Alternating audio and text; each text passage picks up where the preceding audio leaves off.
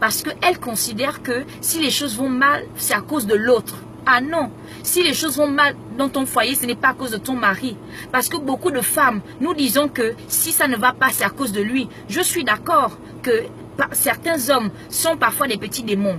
Je suis d'accord que certains hommes ne font pas d'efforts. Mais maman, quand ils se comportent comme ça, qu'est-ce que tu fais? Quels sont les actes que tu poses? Comment tu te comportes? Comment tu te conduis? Point d'interrogation. J'aimerais nous lire un petit verset. 1 Pierre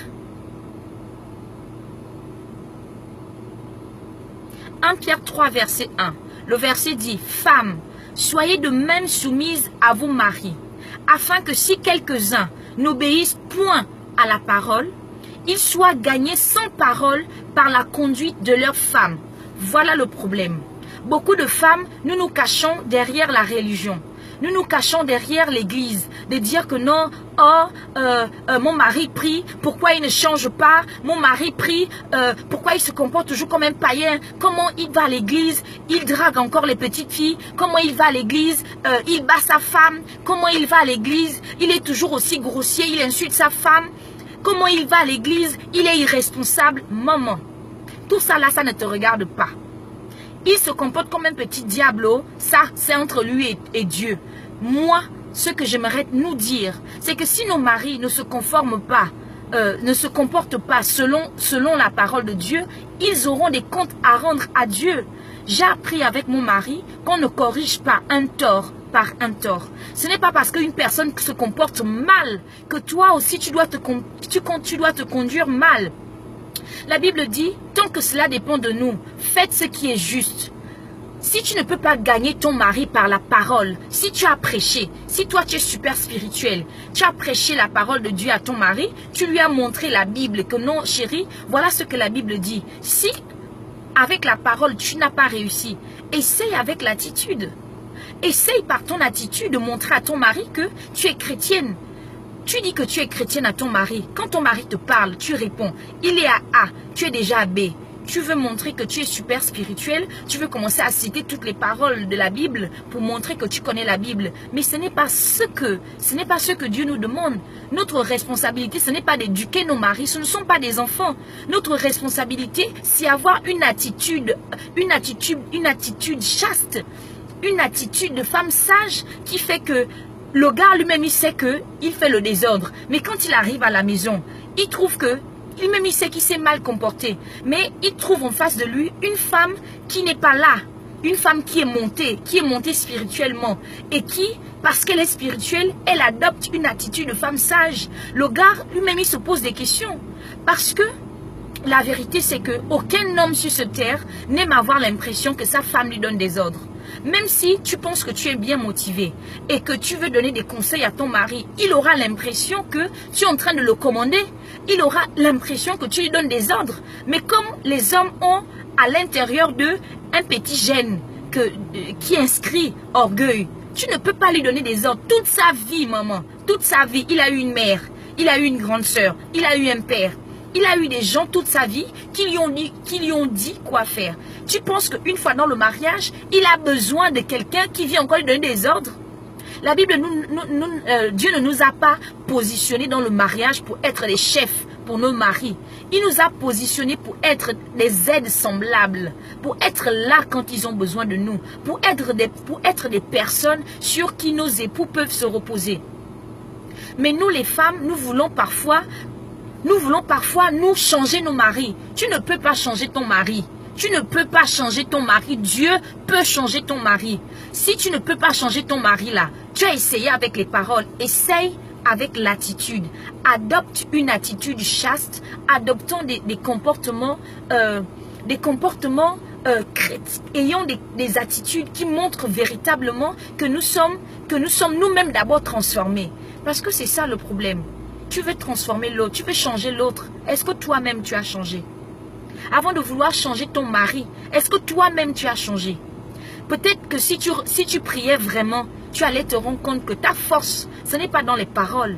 Ta force, c'est sur les genoux. Ta force, c'est dans la prière. Ta force, ce n'est pas parler. Parce que quand tu as beaucoup parlé, après, il n'a pas changé. Cherche un autre moyen. J'ai appris à l'école que les mêmes causes produisent les mêmes effets.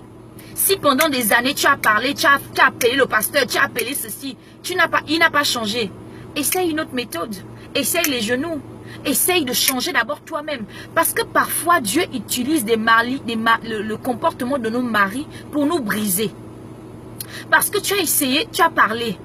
Tu as essayé la prière. Peut-être que la personne que Dieu veut changer, ce n'est pas ton mari. Peut-être que la personne que Dieu veut changer, c'est toi. C'est ton comportement. Et alors que tu auras accepté de changer, ton mari va changer. Et donc, au lieu de vouloir nous rentrer dans une guerre de paroles, une guerre de il faut qu'il change pour que je change. Tant qu'il ne change pas, moi je ne change pas. Maman, tu vas te faire mal. Parce que la vérité, c'est que tu n'es pas Dieu. Tu n'es pas le Saint-Esprit. Tu n'as pas la possibilité de changer le cœur de ton mari. Mais Dieu peut changer son cœur. Et donc, il faut que tu acceptes de te mettre à genoux dans la prière. C'est le pasteur Ida qui a l'habitude de dire que nous sommes une armée à genoux. Mais la vérité, c'est que nous, les femmes, nous sommes une armée à genoux. Notre force, ce n'est pas dans les paroles. Notre force, c'est dans la prière à genoux.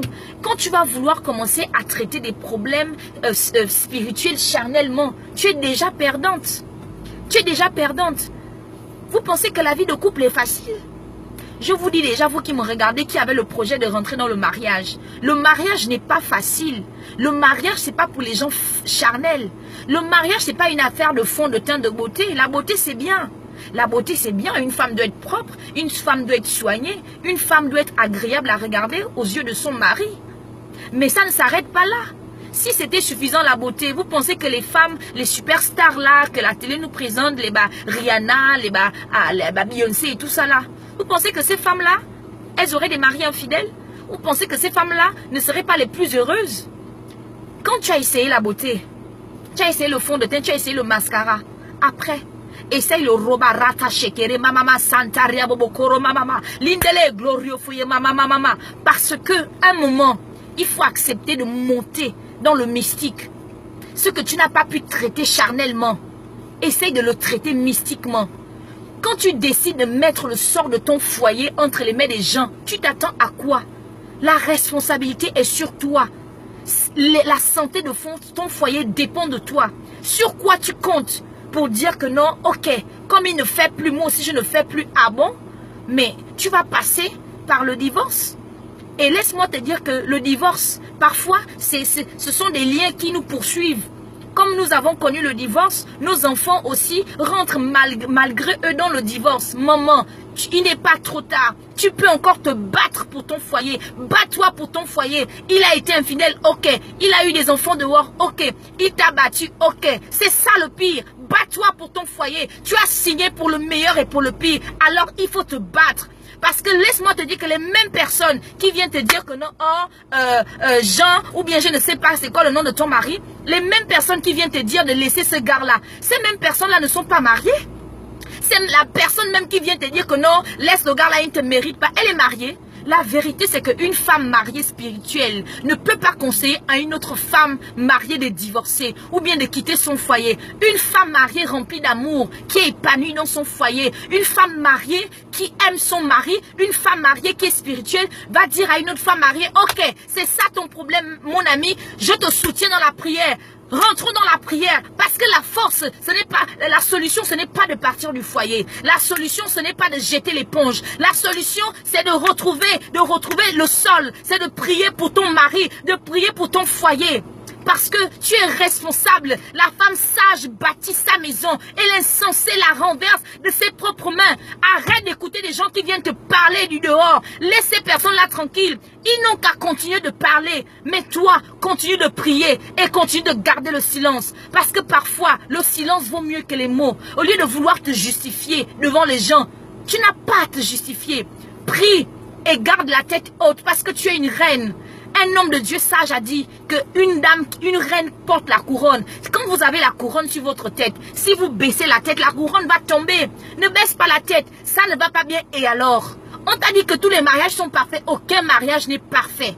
Dans tous les mariages, il y a les problèmes. La seule différence près, c'est qu'il y a des femmes qui sont spirituelles, qui gèrent leurs problèmes spirituels, et qu'il y en a d'autres qui sont charnelles et qui gèrent leurs problèmes dans la chair.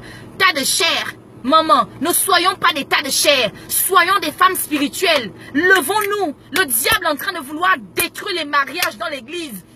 Parce que le diable sait que lorsque une femme et un homme sont unis, ils sont unis véritablement, ils sont complices, ils peuvent accomplir de grandes choses. Et comme le diable ne veut pas que les familles soient prospères, que les familles accomplissent leur destinée, il s'arrange à les diviser. Mais nous les femmes, soyons spirituelles.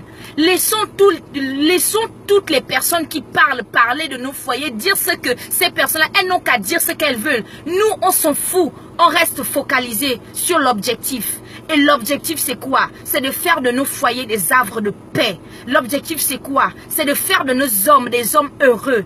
Moi, mon objectif aujourd'hui, c'est de faire de mon mari un homme heureux. Et toi, qu'es-tu prête à faire pour faire de ton mari, en dépit de tout ce que tu sais qu'il fait ou qu'il a fait? Qu'est-ce que tu es prêt à faire pour ton homme? Parce que c'est ton homme. Tu as signé pour le meilleur et pour le pire. Alors assumons fièrement le choix que nous avons eu à faire.